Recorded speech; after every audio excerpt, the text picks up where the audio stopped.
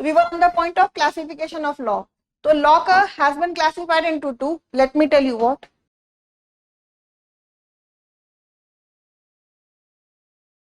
One is codified law and another is uncodified law. What do you understand by the term codified law? Yes. यानी ऐसे subject matter जिसे जानने के लिए we have some law. If we want to know कि क्या partition is transfer, क्योंकि आपके एग्जाम में पूछते हैं by giving 4 items, is partition, surrender, relinquishment of the right or transfer या sale is a transfer. To know what is transfer, we have the legislation, TPA. To know what is anticipatory breach of contract, we have contract law.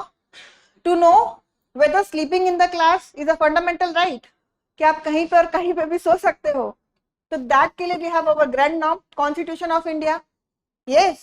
To know how many witnesses are required to certify a fact, क्या कोई भी number of witnesses is not required, even one credential witness can prove a fact, because there is a saying that evidence need not to be counted, rather it is weighed.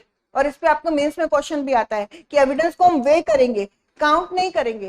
हो सकता है एक credible witness हो that will testify a particular fact, और हो सकता है 1000 witnesses there but there is no credentials in them.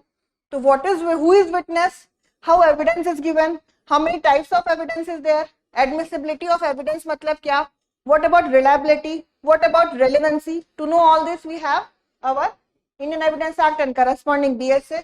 So the subject which we are reading, that is BSA, and the old law corresponding to it, that is Indian Evidence Act, is the example of codified law. तभी तो हमारे पास bare act है. हर codified law पे we have the bare act. Yes. Uncodified law means ऐसे subject matter on which there is no rule, no legislation, no statute, and law of tort is the example of that.